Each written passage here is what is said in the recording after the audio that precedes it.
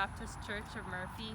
The address is 800 North Murphy Road, Murphy, Texas 75094. First thing I would like to talk about in this video is the different architecture that they had.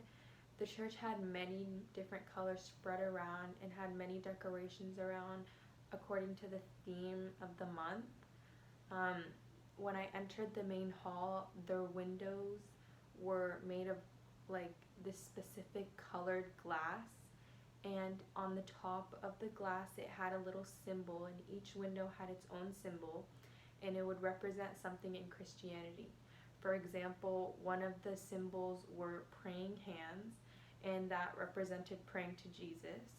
And on the bottom of the window it said in memory of, and then a person's name. And basically when they were moving the church a few years back to the location it is now, they lost the windows, and people would give money and they'd pay for the window, so they decided to put their name on the bottom so it would be in memory of, and then the person's name that helped paid for the window.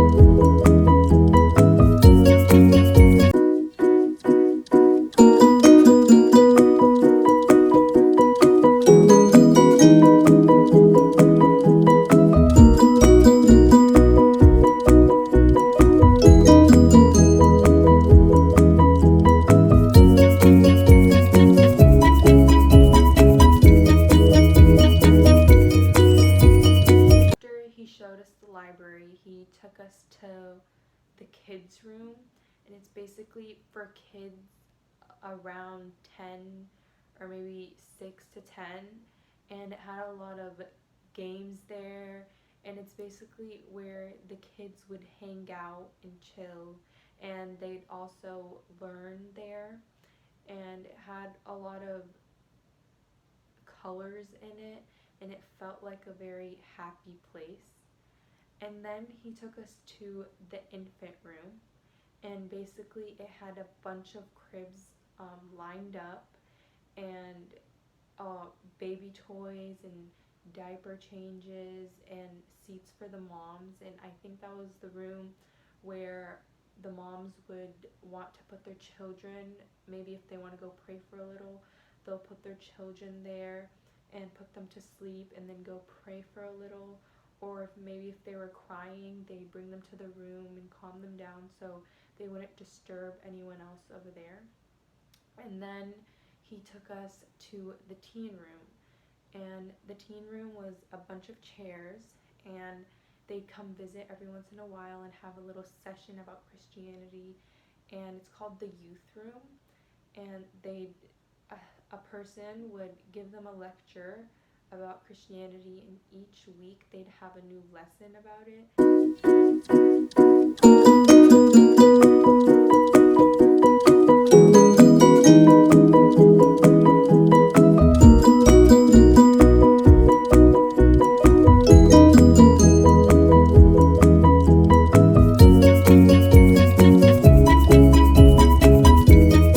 Now, one of the things that you do see in the Bible, you do see an emphasis on being in the spirit of prayer throughout the day.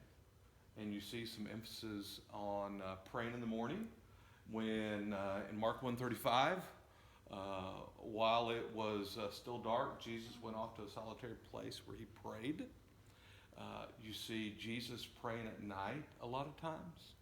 And so one of the things we do encourage our people to do is to pray, and to pray more than pray less. Yeah. And so oftentimes you'll find people, they pray over their food as they eat. Yeah. I will pray, I would say more than 5 times a day. Yeah. Now, it's not a lengthy prayer. It's not necessarily the same prayer. But a lot of times I'll be meeting with someone and I'll pray for them.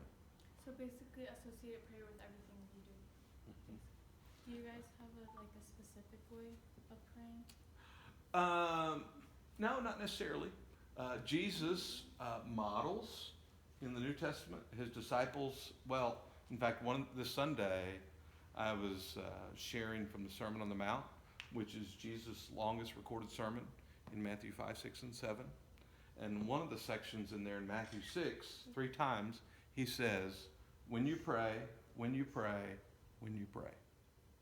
And so there's this expectation that Jesus has for his followers that you consistently pray. And then he teaches his disciples how to pray. And he shares the Lord's Prayer. Our Father who art in heaven, hallowed be your name. Your kingdom come. Your will be done on earth as it is in heaven.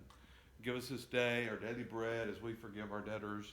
And he goes on and shares that. So there's several different kind of model prayers in the Bible.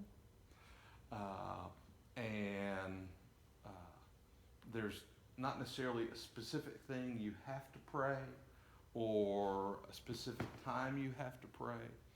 There's some variety and creativity in the way you pray. Okay. So, like we had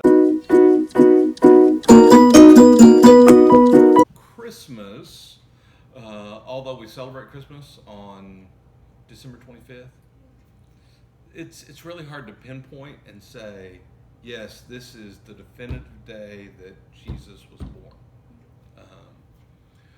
And so some people say it's earlier, some people say it's later, but we practice celebrating on December 25th, and we celebrate that as the day of Jesus' birth. One of the unique things about Jesus' birth that Christianity teaches is that Jesus was born of the Virgin Mary, and so that was kind of a miraculous birth. And so he was born of the Virgin Mary, and then it wasn't until really 30 years later that he started his public ministry. So really, we don't have a lot of information in the Bible about Jesus from the time he was 12 to up about 30. We just, in the Bible, there's not a whole lot about that until you reach about age 30, where he did his public ministry. So Christmas, we tend to celebrate December 25th, and then Easter, again, pinpointing the exact day that Jesus died and rose again is difficult, but of course, Easter is one of those holidays that changes on the calendar. It's not one specific set date. And so we celebrate Good Friday. And that's kind of almost like an oxymoron in that Jesus died on a Friday. And then Easter he rose. And then Easter he arose. But we say it's Good Friday in the sense that he loved us enough to die for us. And so in that sense, he did a good thing for humanity. Jesus loves me. Jesus loves me, this I know, for the Bible tells me so. Hey Karen, come here. I just forgot that. Jesus loves me, this I know, for the Bible tells me so. Little ones to him belong. They are weak, but he is strong. Yes, Jesus loves me. Yes, Jesus loves me. Yes, Jesus loves me. The Bible tells me so. Did I get it? You got it. All right. Another thing he showed us in the tour was where they baptize people, and it's this door that has always remained locked, and he unlocked it, and the first thing you see are red carpet steps, and you climb and the steps kind of turn, and it's a narrow small room, and the first thing you see is something that looks like a hot tub after you climb the stairs. and it's a bluish turquoise color. And on the wall next to them is a white robe, and that is what they wear when they baptize. And it goes a little below the knees and looks like a graduation robe. And that is what they wear during baptizing.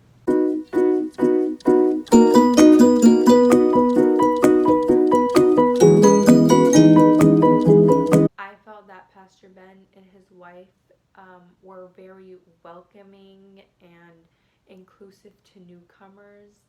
And when we entered, they shook our hands and asked us what religion we're from and what school we came from. And even though I wear a headscarf, they were very respectful towards me and treated me like the rest. And when we asked him questions, he answered them very specifically and didn't swerve away from the main point. He'd make sure that he answered the question and make sure he didn't offend us while answering the question, even though we have different beliefs. Overall, I really enjoyed the trip that we took to the Baptist Church of Murphy. I felt that it was an amazing experience, and I benefited and learned a lot of Christianity from visiting it.